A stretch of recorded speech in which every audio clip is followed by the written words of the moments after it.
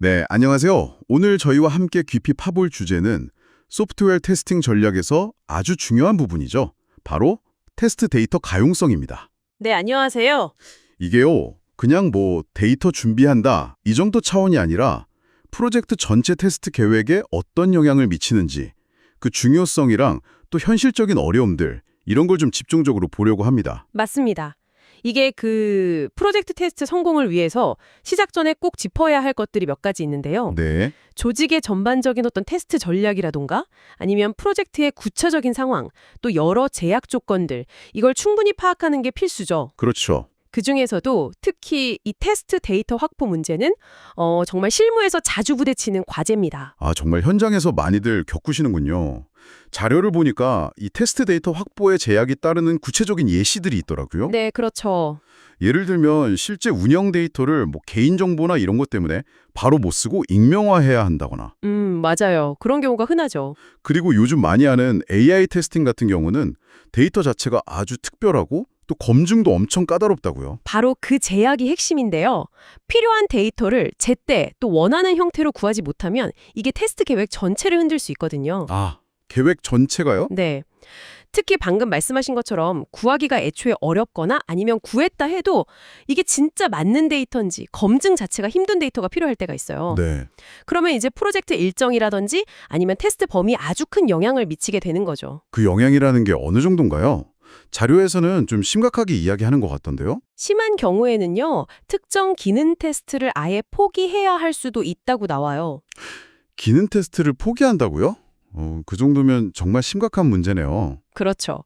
그래서 이런 어려움을 해소하는 방안 중 하나로 자료에서 모델 기반 테스팅, MBT라는 걸 언급하기도 합니다. 모델 기반 테스팅이요? 그건 뭔가요? 네, 이게 뭐냐면 시스템의 동작 방식이나 요구사항 같은 걸 모델로 먼저 만들어요. 네. 그리고 그 모델을 기반으로 필요한 테스트 케이스랑 데이터를 자동으로 좀 생성해내는 그런 기법입니다. 뭐 이게 만능은 아니지만 데이터 생성이나 관리에 도움이 될 수 있다 이 정도로 소개하고 있죠. 아, 그렇군요. 데이터를 자동으로 생성한다니 흥미로운데요. 네.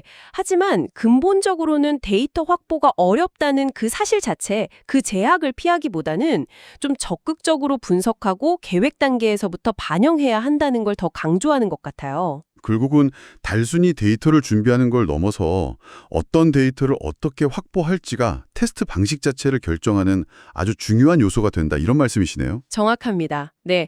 예를 들어서 되게 복잡한 시나리오를 검증해야 하는데 거기에 딱 맞는 데이터를 만들거나 찾기가 너무 어렵다. 네. 그러면 결국 그 테스트는 좀 축소하거나 아니면 아예 다른 방식으로 접근할 수밖에 없게 되는 거죠. 와, 이건 저도 미처 깊게 생각 못했던 부분인 것 같아요. 데이터가 테스트 전략 자체를 바꿀 수 있다니. 그렇죠.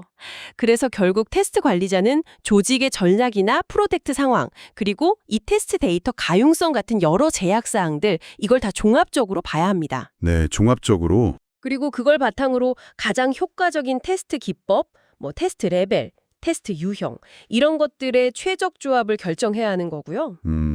다시 말해서 이 데이터 가용성 분석이 효과적인 테스트 전략 수립의 핵심적인 첫 단추다. 이렇게 볼 수 있습니다. 첫 단추요? 정말 중요한 시작점이네요. 아마 지금 듣고 계신 여러분 중에서도 프로젝트 시작할 때 이 데이터 구할 수 있을까? 이런 고민 해보신 분들 계실 거예요. 바로 그 고민이 사실은 전략의 시작인 셈이죠. 네, 맞아요. 자, 그럼 오늘 살펴본 내용을 한번 정리해 보겠습니다. 그러니까 프로젝트 테스트 전략을 세울 때는 단순히 어떤 테스트를 할까 이것만 고민할 게 아니라는 거죠. 그렇죠. 그보다는 이 테스트에 필요한 데이터를 현실적으로 확보할 수 있나, 그 과정에 어떤 제약 조건이 따르나 이걸 반드시 먼저 분석해야 한다는 겁니다. 네, 맞습니다. 자료에서 강조하는 것처럼 테스트 데이터는 그냥 뭐 주어지는 게 아니라 처음부터 전략적으로 확보하고 관리해야 하는 핵심 자원이라는 뜻이겠죠. 정확히 그 의미입니다. 이걸 놓치면 아까 말씀드린 것처럼 전체 계획이 흔들릴 수 있으니까요. 네, 정말 중요하네요. 여기서 근데 한 걸음 더 나아가서 생각해 볼 질문이 또 있어요. 아, 어떤 질문인가요? 단순히 데이터의 가용성, 그러니까 구할 수 있냐 없냐의 문제를 넘어서요. 어렵게 확보한 테스트 데이터의 품질 문제. 품질이요. 네. 예를 들어서 데이터가 특정 상황에 너무 편중되어 있다거나 아니면 데이터 자체에 어떤 편향성이 내재되어 있다면요. 네. 이게 과연 테스트 결과의 신뢰도에 어떤 영향을 미칠까? 특히 요즘 많이 쓰는 AI 같은 복잡한 시스템의 신뢰도 평가에는 또 어떤 영향을 줄까? 이런 부분들이죠. 데이터의 가용성뿐만 아니라 질적인 측면, 편향성까지 고려해야 한다.